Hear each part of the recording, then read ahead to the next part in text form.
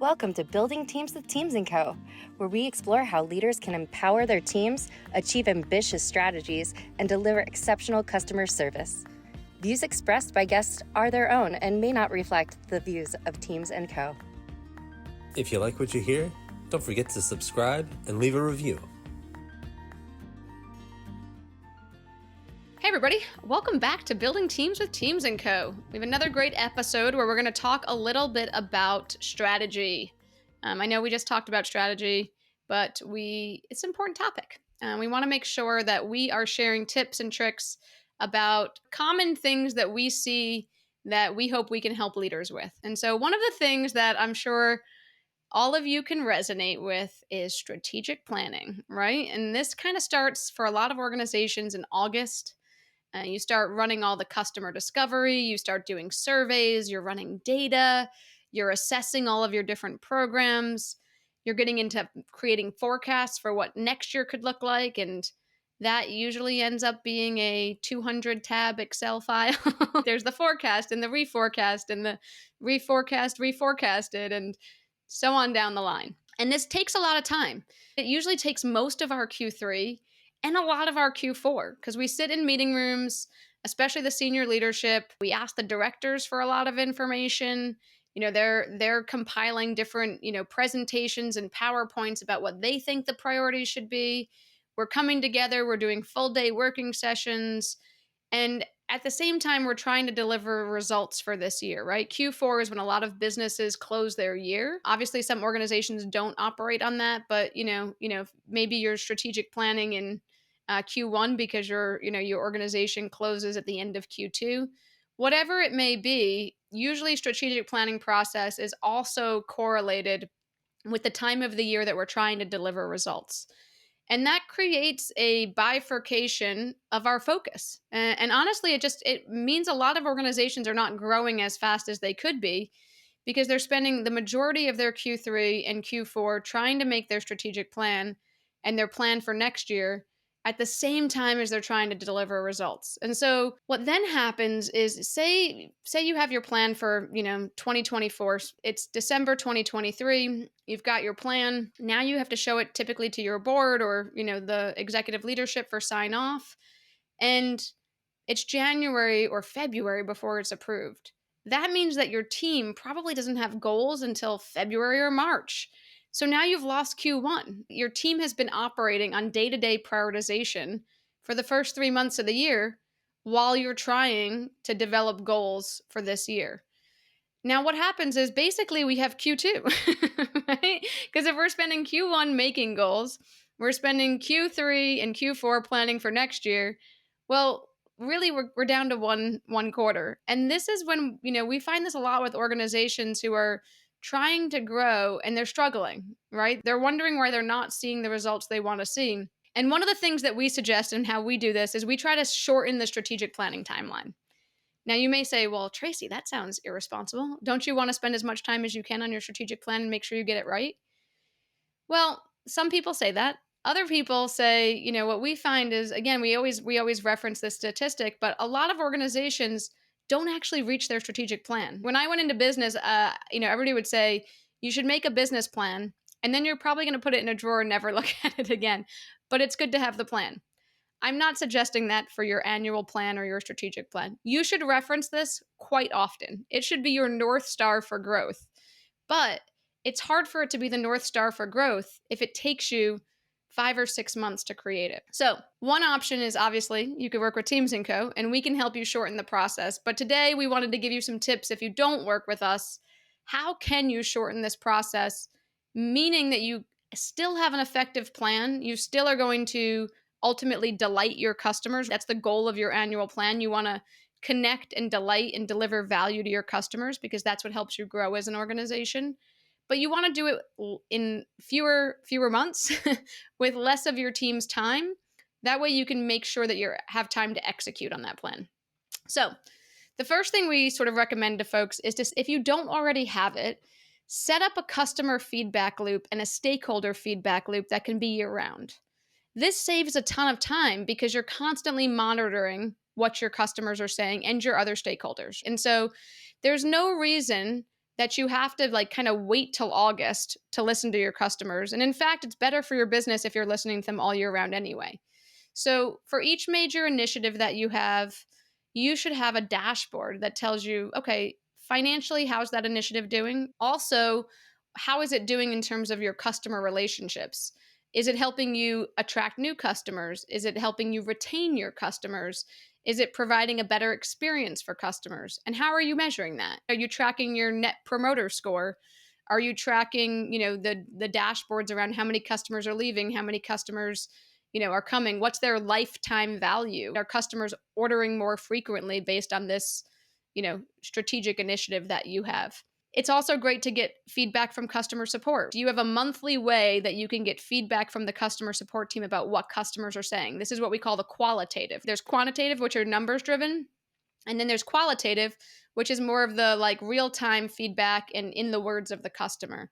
So if once a month you're listening to your customers and you have it broken down by strategic initiative, when you get to planning for next year, you already have a really good sense of what the customer thinks and what things you might need to change. You might sort of already have a sense of, hey, this strategic initiative is not really it's not delivering the value that we thought, so it's not worth the resources. So we're going to stop that and we're going to replace it, or we're not going to stop it, but we're going to fix it in these ways. And that's going to be our priority for the next year. Or you might say, hey, in terms of growth, we have a new opportunity for product development. So one of our strategic initiatives is going to be innovation. And we know based on customer feedback, our customers are interested in these three types of products. It might be a line extension, meaning you're extending the line that you have. So if you sell pants, for example, you might sell jeans today. A line extension could be maybe different styles of jeans, right? Boot cut versus skinny jeans, etc. You might also have a new product. So you might say, hey, we're going to start making t-shirts because people really like to wear t-shirts with their jeans and they've been looking for an option from us. Or you might say you're going to have an improvement on the jeans that you have. So you might, start to offer, an organic cotton jean or some level of added benefit to the product that you already offer. So again, getting feedback throughout the year can help you determine what are those initiatives that you want to be focused on. The other thing I would sort of say is taking a holistic approach. One of the ways that we see organizations waste a lot of time is they come up with too many priorities. And we talked about this a little bit in our last episode about, how to say no, how to keep a strong set of priorities.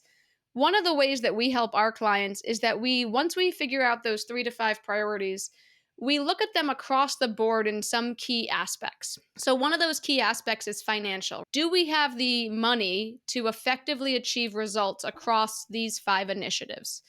If the answer is no, then we have to think about, okay, either A, how do we raise more money? What does that look like? Or B, okay, do we cut one of these initiatives, or do we stagger the initiatives? So say we have 5 major initiatives and we say, okay, you know what? Q1 and 2, we're really focused on initiatives 1 and 3. Those, if they deliver the financial impact that we think they will, we're going to start to work on priority 4 in Q3. So again, this might affect your, financial plan, because if you launch something later in the year, the chances are you might not make as much of an impact from it, but you'll know that you have the financial resources. Same thing with the team. If you're taking that holistic view in September, October, and saying, do we have the resources across our team to actually have enough people to successfully work on all of these things and actually map out who on the team is going to work on them, then it saves you a lot of time in January and February when you're setting goals, because you've already identified the people who are going to be on the teams. It also helps you avoid any rework because you make sure that you have enough people. So one of the things that we see is, one of your teams might be quite small in your organization. Maybe you have a very small tech team. Well, you can't assign a 4-person team to 6 initiatives and have enough bandwidth to do that successfully. You want to make sure you're setting your team up for success. So by looking at all of the initiatives and looking at them holistically and getting down into the nitty-gritty as soon as possible, I'm like, okay, who would be the people who would be executing on these? It allows you to understand if you have the resources to be successful. If not, let's plan for that quickly, right, in Q3, and make sure that then we're setting goals quickly and we can have goals by the end of the year. This last point about teams, the last thing I would think about is, do I have individual development plans as a leader? Does everybody in the organization have a development plan? And a development plan is simply, do we understand where this person wants to develop their career with us? And how do we think we can help them? And so, do we know, hey, you know what, if this person's going to take on a senior leadership, do we want them to have a role in a different team for a little while, like a cross-functional experience? Some of the roles that I've had have been operations, even though my career was in marketing, but that helped expand my viewpoint of the organization and understand how I could be a better partner to those teams in subsequent roles because I knew the job and I was doing the job every day. Making sure everybody has a development plan obviously creates engagement for your team. They feel like they've been invested in. They feel like they have a clear career path, right? This is great for your culture. It's great for team development. It's great for retention. It's also great for the organization and achieving your strategy and accelerating your growth. Because when you're going through the strategic plan, again, you can quickly identify people to lead certain initiatives. You can say, hey, you know what?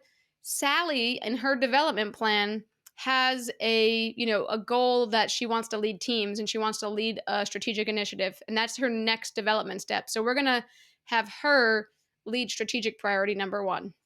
Whereas, Tom might have in his development plan something around, being able to manage the financial impact of a key project and make key financial decisions.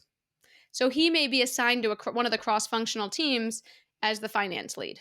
So again, having these development plans in place for everybody in the organization helps you build these teams. And so while you're building these teams, it helps people set their goals faster. So say you have a customer feedback loop in place and you have the ability to look at things holistically and you have development plans in place. Now it's August. And you sit down and you're like, okay, we already have the customer data, so we're going to jump right into what do we want to do? In August and September, you can be thinking about, okay, do we have the right people to be on these teams? You can be assessing your financial resources. You can be prioritizing. And people could be setting their goals before the end of the year, which means you get to January 1st and people are ready to execute. They're excited. They know what they're responsible for. You're not wasting the first 3 months of the year with day-to-day prioritization. So by putting some of these things in place now, you can help yourself reduce the time it takes to make a successful strategic plan because you're gathering data and you're setting up a plan for resources throughout the year versus scrambling at the end of the year when you're also typically trying to close the year strong. So those are some helpful hints that we have. Obviously, if you have any questions, we'd love to hear from you. You can tag us on LinkedIn at #AskTeams, AskTeames. You can send us an email. We're always happy to set up a consultation, learn more about your work and how we could potentially help you implement some of these strategies. But in the meantime, we really appreciate you listening. We hope you leave a review. We always love to hear how people are enjoying the podcast and what other topics they may want to learn about.